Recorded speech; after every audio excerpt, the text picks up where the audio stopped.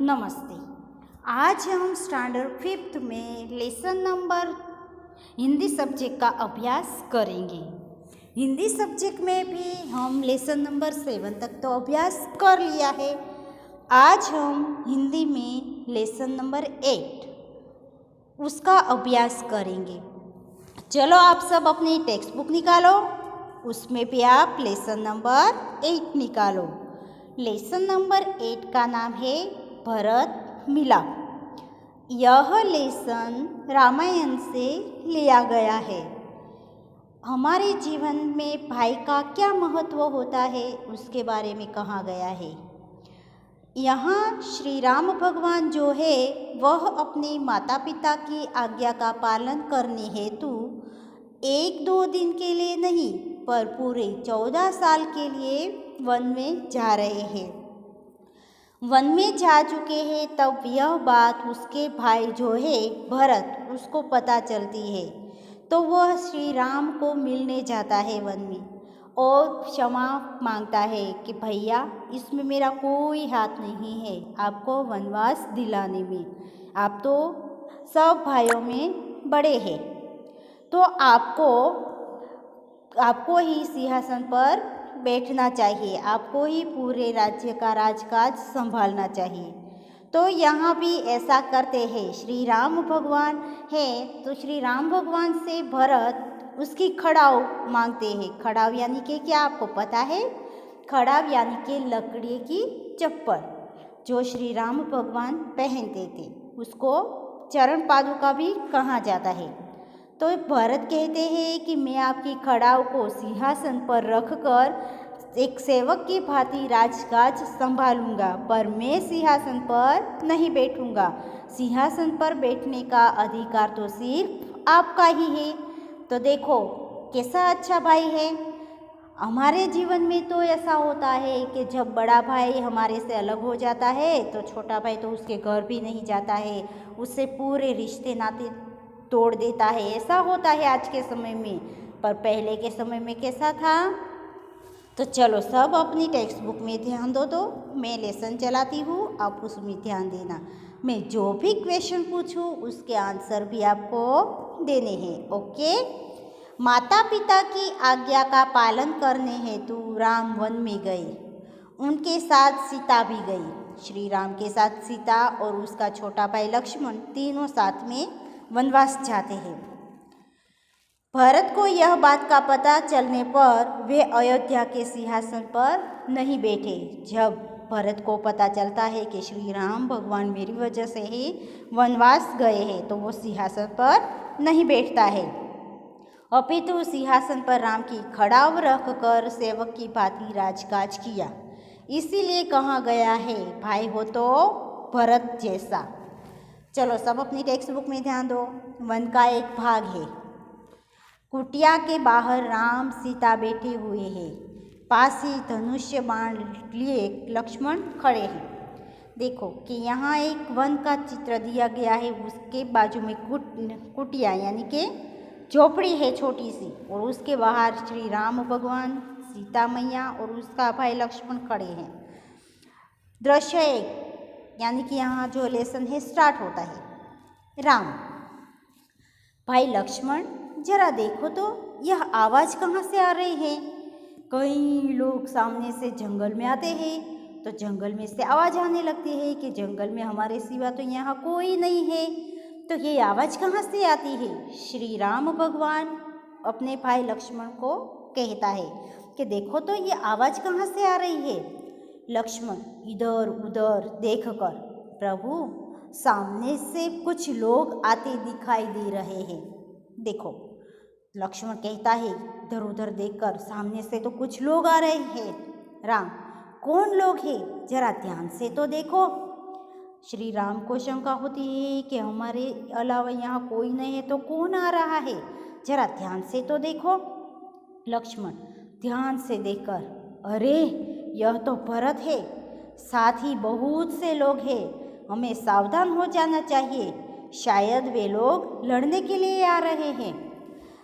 लक्ष्मण को तो वैसे भी शंका हो रही है। कहते हैं कि श्री राम भगवान, बड़े भैया हमें तो सावधान रह जाना चाहिए, शायद भरत कई सारे लोगों के साथ लड़ाई करने ही आया है।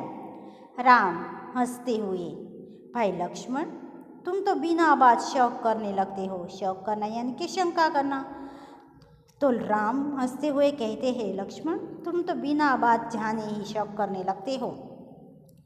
इतनी वर्ष साथ रहकर भी तुमने भरत को नहीं पहचाना कि कितने साल हम साथ रहे हैं, तो भी तुमने भरत को नहीं पहचाना। लक्ष्मण उत्तेजित होना यानी कि क्रोधित होकर, पहचाना क्यों नहीं? उसी माँ का तो बेटा है जिसने वनवास दिलाया है। देखो, लक्ष्मण उत्तेजित हो जाता है, क्रोधित हो जाता है और कहता है, पहचाना क्यों नहीं? यह उसी माँ का तो बेटा है जिस माँ ने तुम्हें 14 साल वनवास भिजवाया। सीता, इसमें बेचारे भरत का क्या दोष? सीता मैया सही कहती है कि उसमें तो भरत कुछ जानता नहीं है, इसमें भरत का क्या दोष है? उसने थोड़ी ना वनवास दिलाया है, उसकी माँ ने दिलवाया है। वैसे सीता मैया भी लक्ष्मण को शांत करती है। लक्ष्मण, लीजिए, सब लोग इधर ही आ रहे हैं। लक्ष्मण कहता है, मैं कहता हूँ ना, सब लोग इधर ही आ रहे हैं। दृश्य 2 दूसरा भाग शुरू होता है। भरत दौड़ते हुए कुटिया के निकट आते हैं। उनकी आंखों से आंसू बह रहे हैं। वे राम के चरणों में गिर पड़ते हैं। राम भरत को उठाकर गले लगा लेते हैं। देखो, कोई झगड़ा करने नहीं आया है भरत, वो तो अपने बड़े भैया को मिलने के लिए आया है और अपने साथ वापस ले जाने के लिए आया है। तो वो तो श्री राम भगवान के चरणों में गिर पड़ता है और उसकी आंखों से आंसू बह रहे हैं। उसको तो बहुत ही दुख हुआ है, श्री राम भगवान वनवास आ गए हैं, इसीलिए तो वो तो श्री राम के चरणों में गिर पड़ता है। श्री राम भगवान उसको उठाकर गले लगा लेते हैं। भरत रोते हुए, मुझे क्षमा कीजिए प्रभु, आपको वनवास दिलाने में मेरा कोई हाथ नहीं है। रोते हुए धीरे से बोलता है कि भगवान, आपको वनवास दिलाने में मेरा कोई हाथ नहीं है। आप मुझसे बड़े हैं, आप ही को तो राजा बनना चाहिए। मैं आपको लेने आया हूँ, आप सब अयोध्या चलिए। इन नगरवासियों को भी यही इच्छा है। निराश न कीजिए प्रभु, निराश यानी कि उदास मत कीजिए प्रभु। देखो तो कितना अच्छा भाई है कि पूरा राजकाज संभालने के लिए उसको दिया है, तो भी कहता है कि नहीं बड़े भैया, आपको ही संभालना चाहिए, आप हमारे सबसे बड़े भाई हैं। सिंहासन पर तो बैठने का अधिकार सिर्फ आपका ही है। चलो चलो, मैं आपको लेने आया हूँ, आप सब अयोध्या नगरी चले। और सब जो मेरे साथ नगरवासियाँ हैं ना, उसको भी यही है कि वो भी यही चाहते हैं कि श्री राम भगवान वापस आ जाए। राम, भाई भरत, मैं तुम्हारा प्रेम देखकर प्रसन्न हूँ। श्री राम भगवान तो बहुत ही खुश हो गए हैं कि भरत मुझे कितना चाहता है, कितना उसको मेरे प्रति लगाव है, कितना प्रेम है। तो कहता है कि मैं तुम्हारा प्रेम देखकर प्रसन्न हूँ, खुश हूँ, किंतु मैं माता पिता की आज्ञा का पालन करने हेतु वन में आया हूँ। वनवास पूरा करके ही लौटूंगा। श्री राम भगवान कहते हैं कि माता पिता की आज्ञा करना मेरा कर्तव्य है, मेरी ड्यूटी है। जब तक मैं 14 साल वनवास न भुगत लूँ, तब तक मैं वन में ही रहूँगा माता पिता की आज्ञा का पालन करने हेतु। तो मैं वनवास पूरा करके ही लौटूंगा। एक नागरिक, नहीं नहीं प्रभु, आपको हमारे साथ चलना ही होगा। आपके बिना प्रजा दुखी दुखी है, प्रजा को सुखी रखना राजा का कर्तव्य है। एक नागरिक भी बोलता है, कहता है कि नहीं नहीं प्रभु, आप मना मत कीजिए, हम सब आपको लेने आए हैं, तो आपको हमारे साथ चलना ही होगा।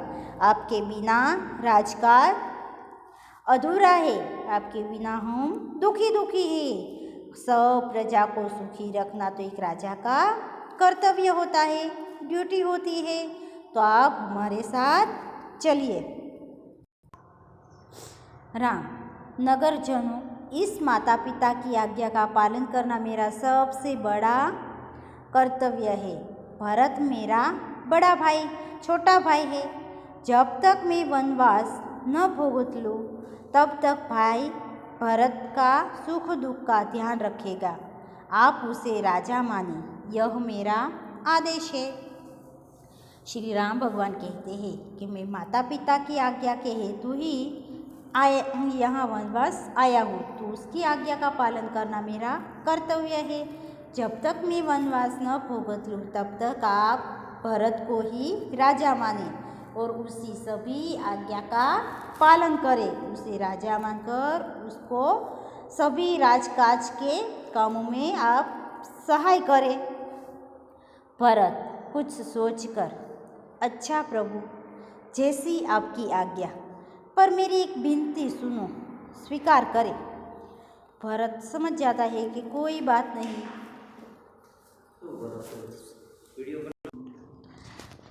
तो श्री राम भगवान ही भरत को समझाते हैं और नगरजनों को भी समझाते हैं। तो भरत समझ जाता है। कुछ सोचकर भरत कहता है कि प्रभु, जैसे आपकी आज्ञा, जैसा आपका है वैसा, पर मेरी एक विनती स्वीकार करें, मेरी एक बात सुने आप। राम, बोलो क्या चाहते हो? श्री राम भगवान कहते हैं कि अच्छा बताओ क्या चाहते हो आप? भरत, मुझे आप अपने पाँव की खड़ाव दे दे।